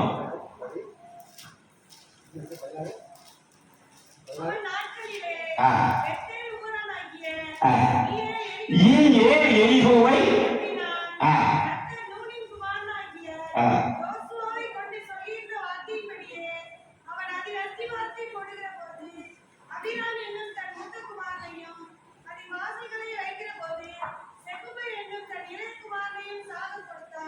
தேவனுடைய மனுஷர்கள் வாயிலிருந்து புறப்பட வார்த்தையை கர்த்தர் கவனமாய் கேட்டு பல 100 ஆண்டுகளுக்கு ஆனாலும் அதை நிறைவேற்றுகிற தெய்வம். யோசிக்க வேண்டிய காரியம்.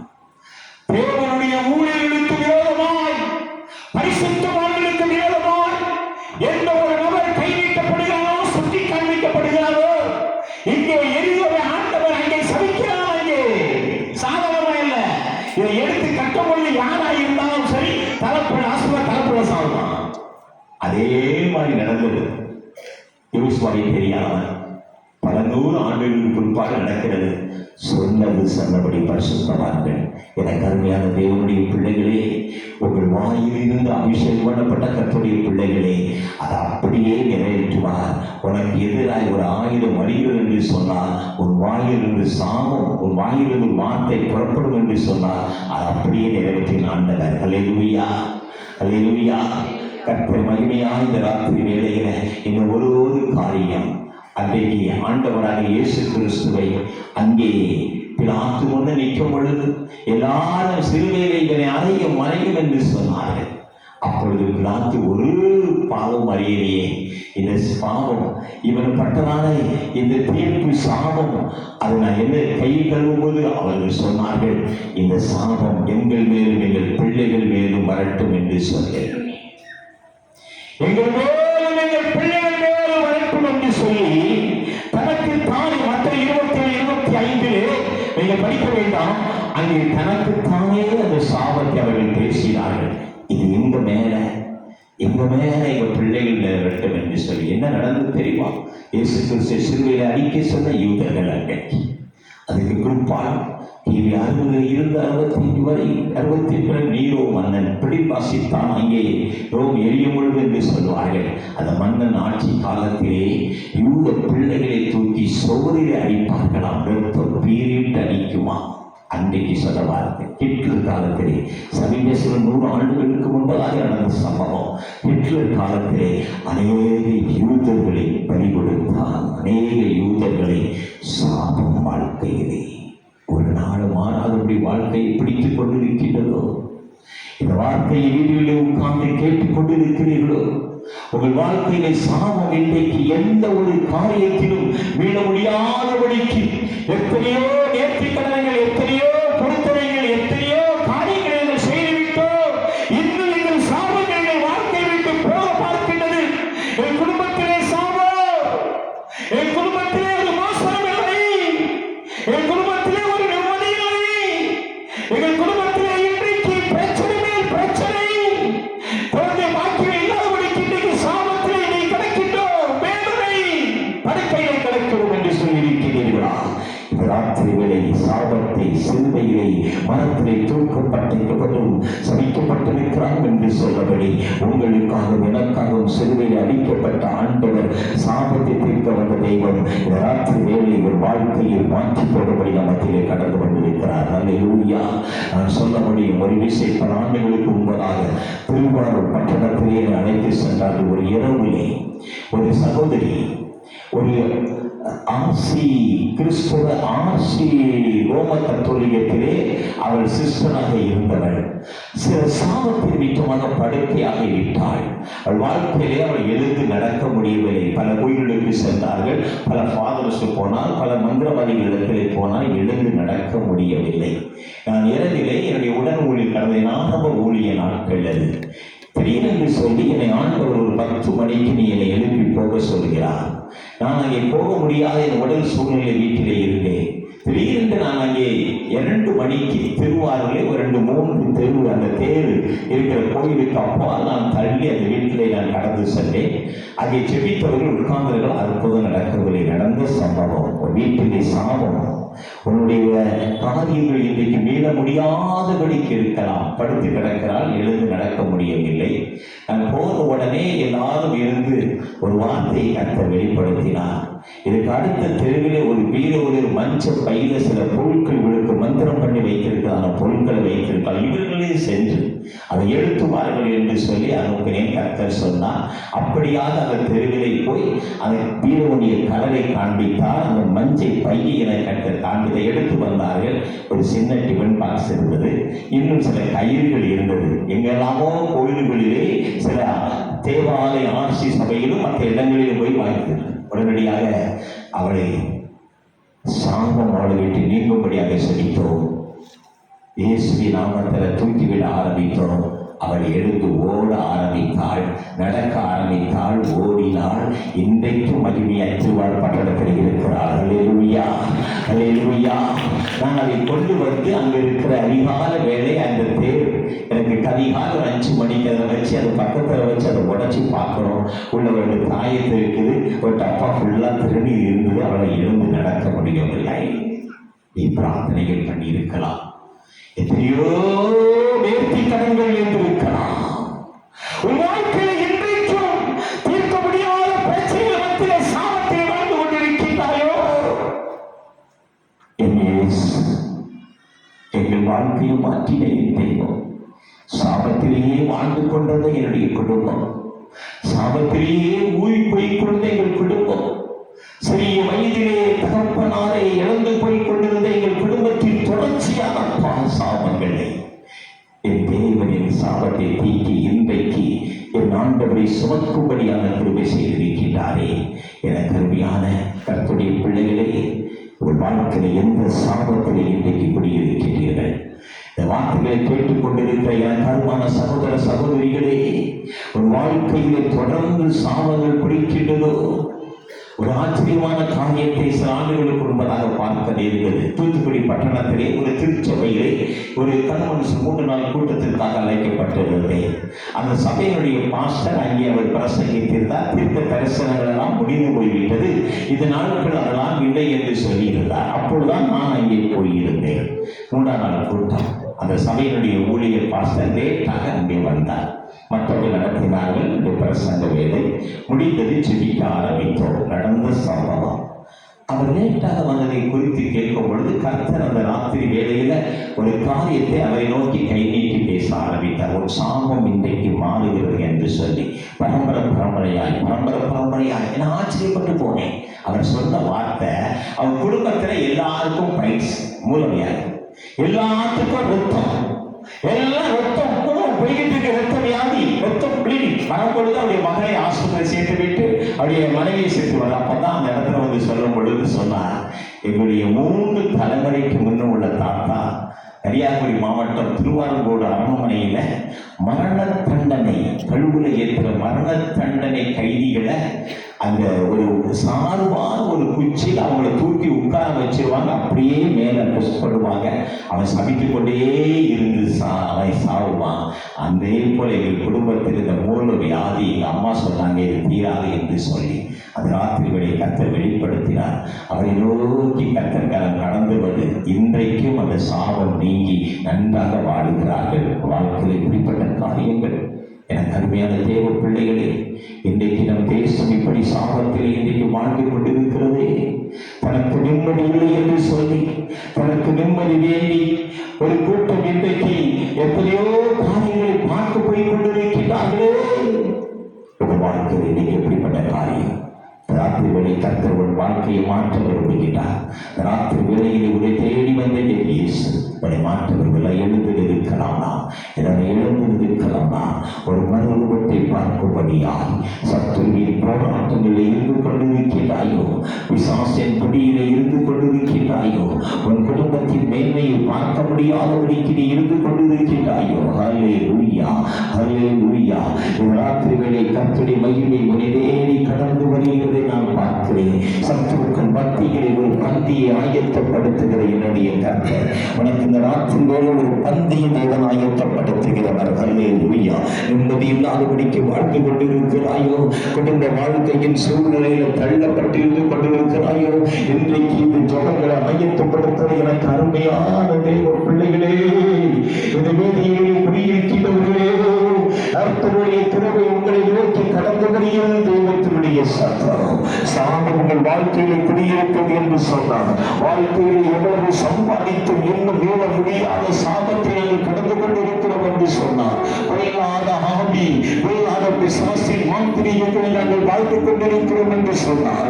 இந்த ராத்திரி வேளையில் ஒரு வாழ்க்கையை மாற்றி போட முடியாத ஆண்டவராய கர்த்தர் ராத்திரி வேளையில் வந்து கொண்டிருக்கிறார். ராத்திரி வேளையில் விளையாடிக் கொண்டிருக்கிற காட்சியை பார்க்கிறேன். எத்தனை நாட்கள் உன் வாழ்க்கை, எத்தனை நாட்கள் உன்னுடைய வாழ்க்கை எப்படி இருந்து கொண்டிருக்கின்றது. இன்றைக்கு உன் வாழ்க்கையை இந்த நாளிலே தேவன் மாற்றும்படியாக என் கர்த்தர் நமக்கு கடந்து கொண்டிருக்கிறார்.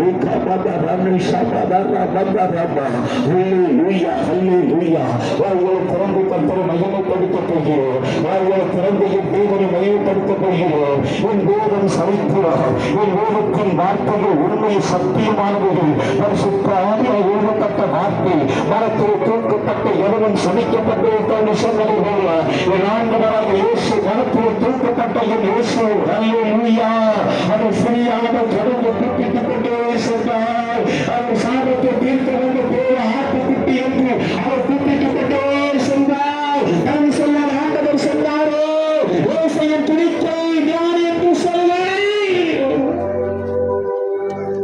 விசுவாசம் நிரட்சித்தது என்று சொல்லி பல ஆயிரம் ஆண்டுகள் சாபத்தில் வாழ்ந்ததான அந்த சந்ததி சாபம் நீக்கினதை போல உன் குடும்பத்தில் ஒரு புதிய வெளிச்சத்தை கற்றுக்கொண்டிருக்கிற விரும்புகின்றார்.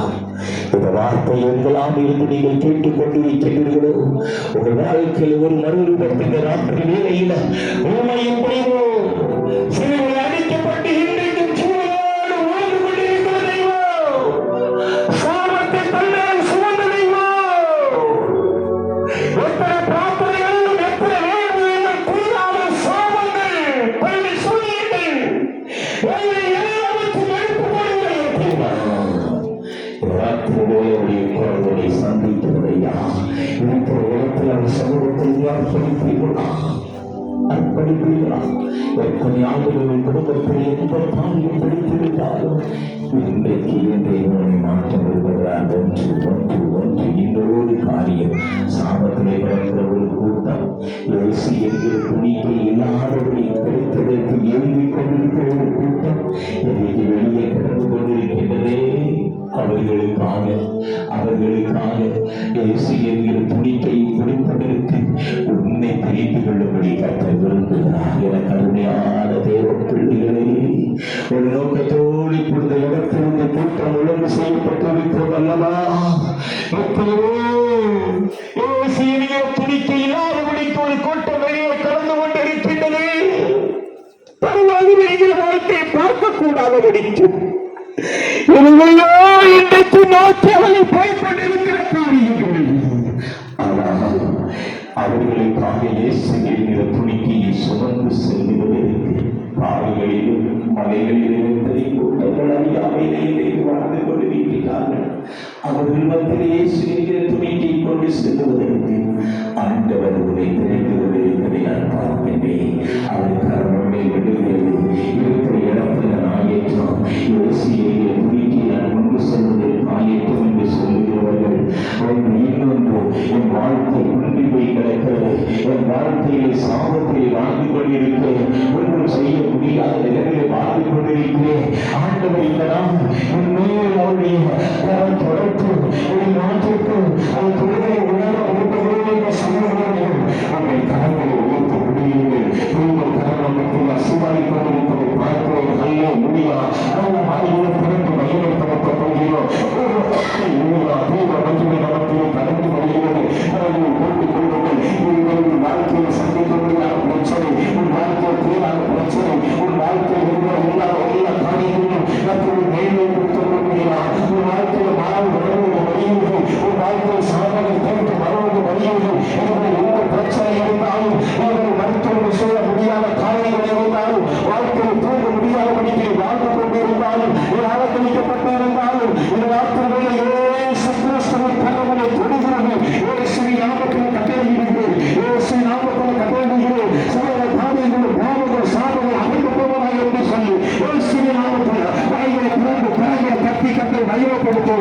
கரங்களை தட்டி கட்டி மகிழ்ப்படுத்தது இயேசுவின் நாமத்தால் கட்டளை இடுகிறேன். இப்பொழுது இந்த வார்த்தை எங்காவது துணித்துக் கொண்டிருக்கின்றதோ, வாழ்க்கையில் எந்த விதமான காரியங்கள் இருக்கிறதோ, யாரின் பிடியில சிக்கிக் கொண்டிருக்கிறீர்களோ, இயேசுவின் நாமத்தில் இப்பொழுது விடுதலை உண்டாவதா, இயேசுவின் நாமத்தில் இயேசுவின் நாமத்தில் விடுதலை உண்டாவதா, இயேசுவின் நாமத்தினால நல்ல ஆண்டுகள் ஒரு மனிதனுக்கு இல்லை என்று புலம்பிக் கொண்டிருக்கிறது. புலமையின் மத்தியிலே புலம்பையே ஒரு உணவாய் இருக்கிறதா, ஆண்டவருடைய மகிமையை நான் பார்க்கிறேன். உண்மை எழுப்பதை பார்க்கிறேன். ஒரு புது அபிஷேகத்தை ஆட்கொள்கிறது, ஒரு புது மகிமையை ஆட்கொள்கிறது. அவர்களை தட்டி அப்புறம் மகிழ்ப்படுத்துகிறீர்களா, அவர்களை தட்டி மகிழ்ப்படுத்துகிறீர்களா, ஆண்டவர் தலைமுறை பொதுமறை பார்க்கிறது. உன் வாழ்க்கை விட்டு மாறுகிறது. ஒவ்வொரு காரியமானாலும் என்ன நிம்மதி இல்லையே என்று சொல்லிக் கொண்டிருக்கிறவோ அப்ப தலைமுறை பதிலை போல ஆற்றுகிறோம். வேதனைகளும் சாபங்களில் மத்தியில் இருந்து கொண்டிருக்கிற ஜனங்கள், குடும்பத்திலே தொடர்ந்து சாபங்கள் மத்தியிலே வாழ்ந்து கொண்டிருக்கிறவர்கள், எதற்கும் அந்த சாபம் தீரவில்லை என்று சொல்லி எங்கெல்லாமோ கடந்து சென்று என்ன பிரார்த்தனைகள், எத்தனையோ நேர்த்தி கடன்கள், ஒன்றிலையும் நிம்மதி இல்லாதபடிக்கு மோட்சம் என்கிற பரலோகம் என்ன என்று கேள்வியோடு வாழ்ந்து கொண்டிருக்கிறவர்கள் ராத்திரியே கரணங்களை தொடர்ந்து கொண்டு சொல்லி ஜெயிக்கவில்லையா? இப்பொழுதே மகிமை கடந்து வருவதாக, அவர்களை ஆட்கொள்வதாக, என்னை உருவாக்கின என்னுடைய தெய்வம் சாபத்தில் வாழ்ந்து கொண்டு என்னை இன்னைக்கு வெற்றி சிறந்த சிறுமையை வெற்றி சிறுமையின் ஆண்டவராக மகிமையாக நிற்க வைப்பதை கூட இந்த வார்த்தையை கேள்விக் கொண்டிருக்கிற மக்கள் இருதயத்தை தொழுமையாக என்று சொல்லி சொல்லிக்கிறேன். இந்த இடத்திலே ஆண்டவரின் மகிமையை பார்ப்பவர்களுக்கும்படியாக கூடி வந்திருக்கிற என் அருமை பிள்ளைகளே, உங்களுடைய கரம் தொடர்ந்து விட்டோம். எப்பொழுதே சத்து ஊழியர்களாக இயேசுவின் நாமத்தில் புரியாத ஆகியோருடைய கட்டளைகள் இயேசுவின் நாமத்தில் இயேசுவின் நாமத்தினால சமூகங்களை பார்க்க துணிமையாக இயேசுவின் நாமத்தினால பல ஆண்டுகள் தொடர்ந்து தலைமுறை தலைமுறையாக இருக்கிற வியாதிகள், தலைமுறை தலைமுறையாக இருக்கிற பிரச்சனைகள் இயேசுவின் நாமத்தில் போதாக அறிந்து போவதாக என்று சொல்லி கட்டளையோடுகிறேன். நம் வாயின் மூலமாக எடுக்கப்பட்டதான சாபங்கள், நம் முன்னோர் மூலமாக ஏற்பட்டதான சாபங்கள், ஆண்டவருக்கு விரோதமாக நடந்து கொண்டிருக்கமான சாபங்கள், ஊழியர்களுக்கு விரோதமாக நடந்து கொண்டு இழுக்கப்பட்ட சாபங்கள் இயேசுவின் நாமத்தில் உங்களை விட்டு அகன்று போவதாக இயேசுவின் நாமத்தில் ஒரு சமாதானம் சந்தோஷம் குடும்பத்தில் வருவதாக இந்த 3 நாள் கூட்டங்களிலும் மகிமையை பார்ப்பதற்கு கிருபை செய்கிறே ஒன்று ஸ்தோத்திரம். நேர் அற்புதங்களை காணும்படி செய்கிறேன். உனக்கு நான் நன்றி செலுத்துகிறேன். சரீரத்தில் அடிக்கடி தாங்க முடியாத வேதனையோடு உட்கார்ந்து கொண்டிருக்கிறார்கள். எத்தனையோ காரியங்கள் இவையில் கர்த்தருடைய கரமனை தொடுகிறது. நீ சோதித்து பார்த்துக்கொள், முழுவதும் பரிபூர்ண விடுதலையை நீ பெற்றுக் கொள்கிறாய். இப்பொழுது கர்த்தர் உனக்கு விடுதலையை கொடுக்கிறேன் என்று சொல்லுகிறார். இயேசுவின் நாமத்தில் பரிபூர்ண விடுதலை. பல நாட்கள் ஏற்படுத்தி கூட தனிவேலை உட்கார்ந்து எதற்கு நான் பிறந்தேன், என்னை பார்த்து இப்படி பேசுகிறார்களே, என் வாழ்க்கை எதற்கு இருக்கிறது, என்னெல்லாம் செய்துவிட்டு எத்தனை சொல்லும் என்று சொல்லி இந்த இடத்துல ஒரு பூமியோடு உட்கார்ந்து கொண்டிருக்கிறேன். மகளே, ஐயா நம்மை தொழுவதை பார்க்கிறேன். குறிப்பிட்ட நாட்களுக்குள்ளதாக அன்றைக்கு சாராய பார்த்திய ஆண்டவர் சொன்னது போல குறிப்பிட்ட நாட்களுக்குள்ளாக ஆண்டவர் வாழ்க்கையிலே ஒரு மனநூலத்தை கற்றுக் கொடுப்பார். என் அன்பு மனசே ஒரு ஊழியத்தின் பிள்ளைகள்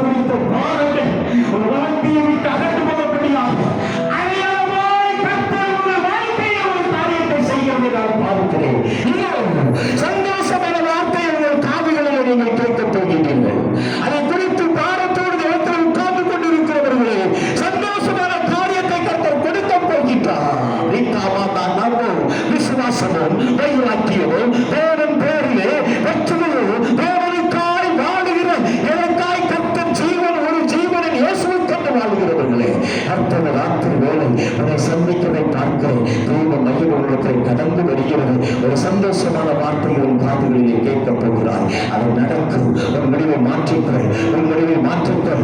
ஏன் என்று கேள்வி உங்கள் உள்ளத்தில் வர வேண்டாம். கர்த்தர் உங்கள் வாழ்க்கையில ஒரு மறுரோகத்தை கர்த்தர் கட்டளையிடுகிறார். நன்றி தகப்பனே. இயேசு இந்த துணிக்கையை சுமந்து செல்லும்படியாய் வாழ்கின்ற ஒரே ஒரு வாழ்க்கை அது இயேசுவுக்காக என்று சொல்லி நாம் அர்ப்பணிப்போம் என்று சொல்லலாம். இயேசு என்கிற துணிக்கை கிடைக்காதபடி நாய்க்குட்டிகள் என்று சொல்லி அன்றைக்கு சொன்னாரே, அதே போல சாபத்தில் கிடக்கிற என் தேசத்திற்கு உன்னை அனுப்ப கர்த்தர் அழைக்கின்றார். நன்றி தகப்பனே. தேவ சமூகத்தில் அர்ப்பணிப்போம். நான் இந்த ஜெபத்தை செய்து முடிக்க விரும்புகிறேன். ஒன்று தெரியாத என்னை இந்த கிராமத்தில் தூக்கி எடுத்த என்ன இயேசுவின் துணைக்கு இந்தியா தேசத்தில் சுமந்து சென்று பல்லாயிரக்கணக்கானவர்களை இயேசுவுக்கு கொண்டு வர முடியும் என்று சொன்னார்.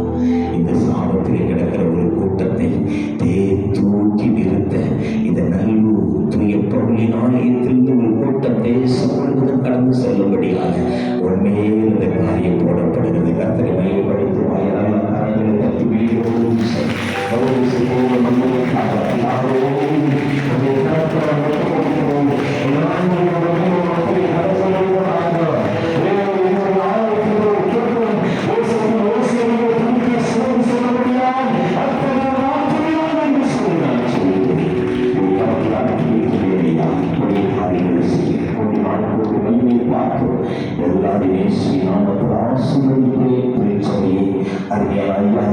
குடும்பத்தை கற்றுக் கொடுத்த பிள்ளைகளை அருமையானவுடன் ஊழியருடைய குடும்பத்தை சபையுடைய எல்லா மூப்பர்கள் எல்லாத்தையும் வெற்றிமுறை கடத்தலாக படிக்கிறேனையா. இன்றைக்கு விசேஷமான இந்த இடத்தில் அனைத்து பண்டிகையை பொருட்படுத்த செய்கிற மிகுமையா செவக்குழியில் 100 செவக்குழிகளை ஆசீர்வதித்து வாழ்த்துகிறேன். ஒரு மகிமை பெருகுவதாக அவர்கள் நினைத்திருக்கிற காரியத்தை கற்று நிறைவேற்றுமையாக அவருக்குள் தேவ மகிமை கடந்து வரட்டும் என்று சொன்னால் ஜெபிக்கிறேனையா. அப்படிங்கிறதை தாங்கட்டும். பெரிய காரியங்களை செய்ய இயேசுவின் நாமத்தில் ஜெபிக்கிறேன் என்ற பிதாவே. ஆமென், ஆமென், ஆமென். இப்பொழுது நம்முடைய ஒரு பாடல் அப்பொழுதாகவே வைக்கப்பட்டிருக்கிற அந்த வாழ்க்கையிலே விரும்பினவர்கள் இப்பொழுது பாடல்களை செலுத்தலாம். இப்போ முன்னால் இந்த காணிக்கை பாடலை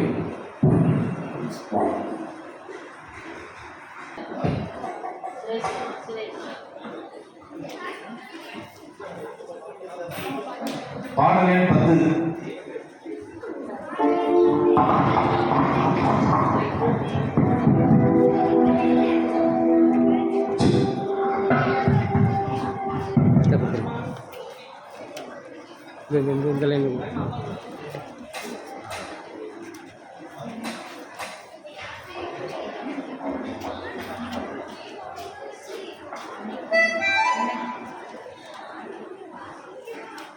ரெடி.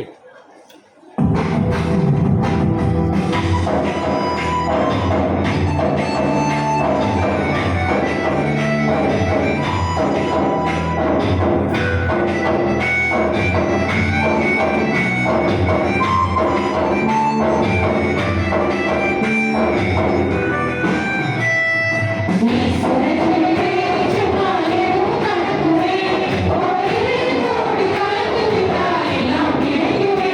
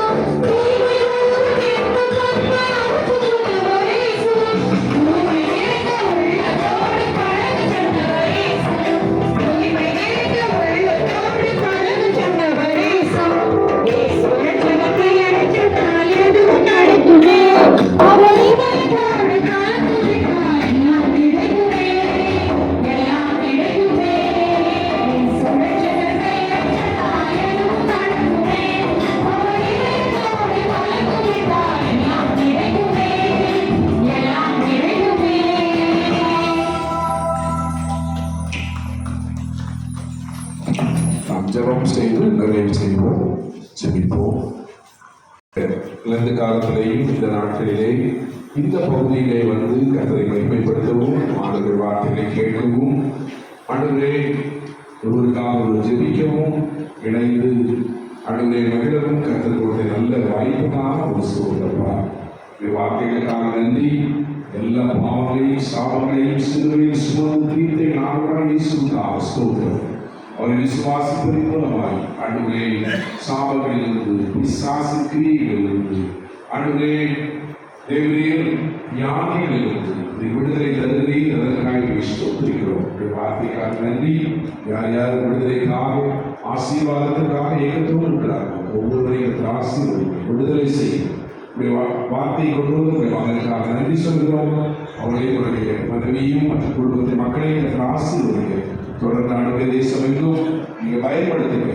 எங்களுடைய பகுதியிலே வாழ்ந்து சிறு வயதிலே வளர்ந்து கல்வி கற்று இப்பொழுது ஆண்டுமே நேருக்கு ஆசீர்வாதமாக இதனுடைய பயன்படுத்துகிறீர். ஸ்தோத்திரம் செலுத்துகிறோம்.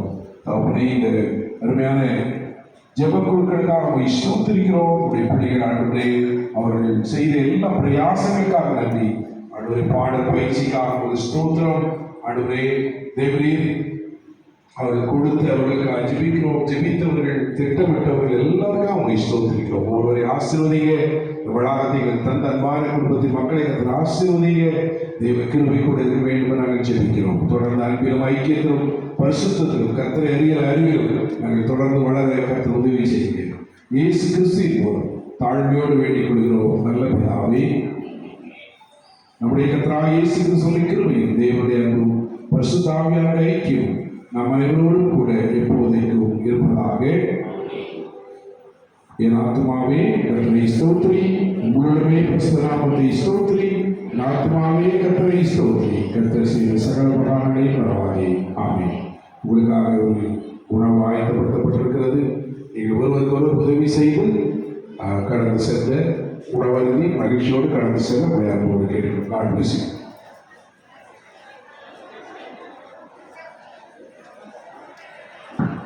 சேர்ஸ் வந்து இந்த தான் எடுத்து போய் அங்கே போட வேண்டியது இருக்குது. அதனால் பொறுமையாக இருக்குது. நம்ம நீங்கள் போடணும் இல்லை, பட் பொறுமையாக இருந்து உணவு இருந்துச்சு.